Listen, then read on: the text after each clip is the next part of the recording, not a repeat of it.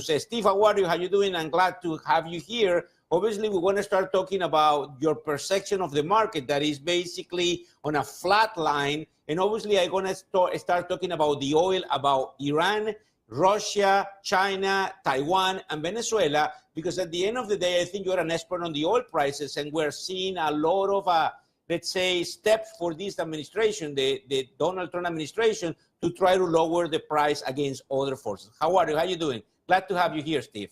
Well, like always, thank you for being here, and I'm really excited to talk to you about the markets and obviously the global viewership that you have.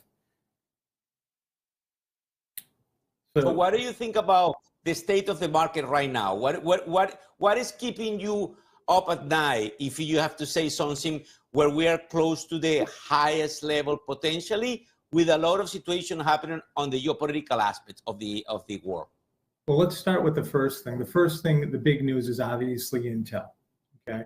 Now, Intel, that, you know, and I've said this before on your show, Intel will never fail. And you just saw the United States government, okay, just invest a tremendous amount of money into Intel. And that's telling the street something. What is it saying? That they want to build chips here. Now, as far as the energy markets, and we're seeing the geopolitical events really come into place. I believe oil is very cheap here at these levels. There just aren't enough refineries. And we're seeing that. We're also seeing the biggest players in the world knowing that the market will go a little higher here, but we're going to come off around 3 to 5%. But every time it comes off, it's a buying opportunity, without question. Steve, based on your opinion with the oil, we got information, credible information this morning that it's something called in Espanol el Comando Sur, which is what it controls the south area of the Americas, is putting together around 4,000 Marines in the Caribbean Sea, which is close to Venezuela. As you know, I'm Venezuelan.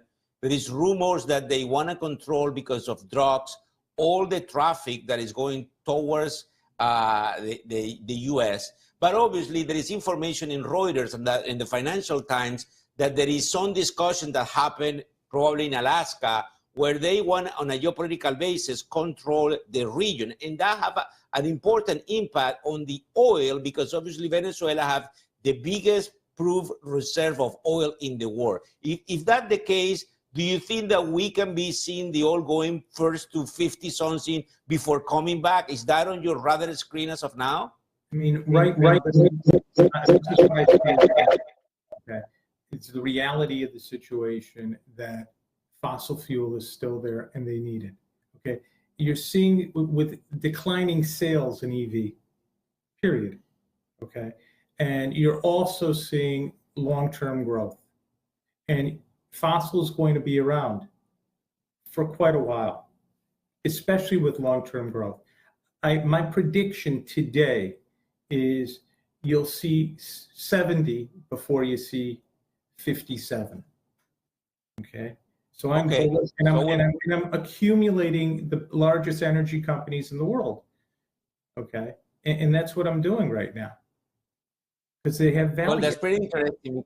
That's pretty interesting, because obviously a lot of research saying that the oil might go lower, but you're right. Maybe at these prices, people will start accumulating. I think the continuous contract is right now at around 62. We are basically seeing the oil on the spot market. The West Texas Intermediate is basically 62, 65. The Brent is a little bit higher at 65, almost $66 per barrel. Obviously, everything has to do with the peace talks about Ukraine, Russia, with the help of European nations and the US. Changing the topics, with regards of the market, we are close to this level, or a psychological level of 6,500. And I have some people telling me that probably we're going to break that and go to the 67, 66.50. So what is your opinion on the market for the rest of this quarter? Let's say the third quarter of 2025, because obviously on the fall, there is other dynamic coming from the earnings season of the third quarter. What is your opinion? Because you mentioned that we're going to see inflation. I think it's possible. We have Jeremy Powell on Friday. So I want your opinion about the market in these next, let's say, 7 weeks. Within the next 7 weeks, we're gonna test the highs, okay, but it will come off. All right, it will come off, and it's going to come off in a healthy fashion between 2 to 4%. It's just healthy, and it'll be an opportunity to get involved in some great technology companies, some fabulous pharma companies that are very mispriced right now, and the cyclicals. When things are out of vogue, that's when you get involved in the market. The market's not always a sexy story. It's the reality of the numbers and what the trajectory of a potential investment will be. So the viewer needs to understand you need to be diversified. You have to be. You have to own multiple asset classes, all right, to weather these long-term storms. Steve, with regards of the international situation with the markets, we've been seeing Euro outperforming, Asia, some countries in Latin America, including Mexico. I know you know a lot about Asia. Can you tell us a little bit about what's going on there and what do you think will happen basically on the stock markets in the Hang Seng and some other areas where we have to start seeing some sort of opportunities, because obviously we're close to the end of the, let's say, third quarter down the road, and then the fourth quarter, which might be extremely bullish for the region. What do you think about Asia in general, please? In general, China is a buy. And it's a buy for the simple reason that there's true value there in the size of the economy. Now, the juxtapose is as follows. What's it going to take the public to start buying more? And they're starting to buy more. We understand that geopolitical events are the geopolitical events. Put those aside. The reality is that they're still growing. The reality is that they have a huge economy. So I don't really opine on geopolitical events and their outcome, okay? That's not what I do, or it shouldn't be anybody's intent to do that when you're in the market.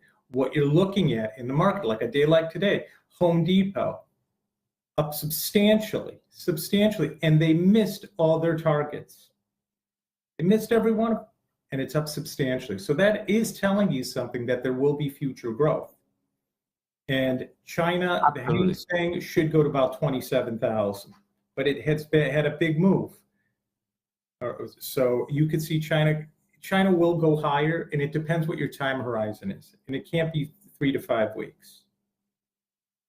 Perfect, Steve. And then to finalize here, any opinion on the interest rates? You know, we're going to have the speech of Jeremy Powell on Friday at the Jackson Hole conference. And now the question is if they're going to cut 25 basis point, quarter of a point, or 50, and that depends on employment. And obviously we have a strong number from San Francisco, obviously with on parallel numbers happening there, but we have other people saying that we might face a cascade of layoff. What is your opinion on that? Because that's the important point before the meeting that they're going to have in September, please. Powell's going to make a stance here, and I truly believe that he's not going to cut, even with pressure. All right. And there's still an element globally of inflation. There just is. You could just go to any store and you see it. Okay. So Mr. Jones, Main Street sees that. And when Main Street disconnects from Wall Street, that's the issue. So that being said, rates are already priced in. I believe that he will not cut. And if he does, it's because he's under a tremendous amount of pressure, which he's under. And that's the reality of it. Well, Steve, thank you very much. Obviously, give me 1 second. I'm going to recap in español. Steve, thank you very much for being with us. We'll get back to you soon to follow up on your predictions. Thank you. Have a great day. Hey, trading day. My good man. Have a wonderful one. And thank you. Bye-bye.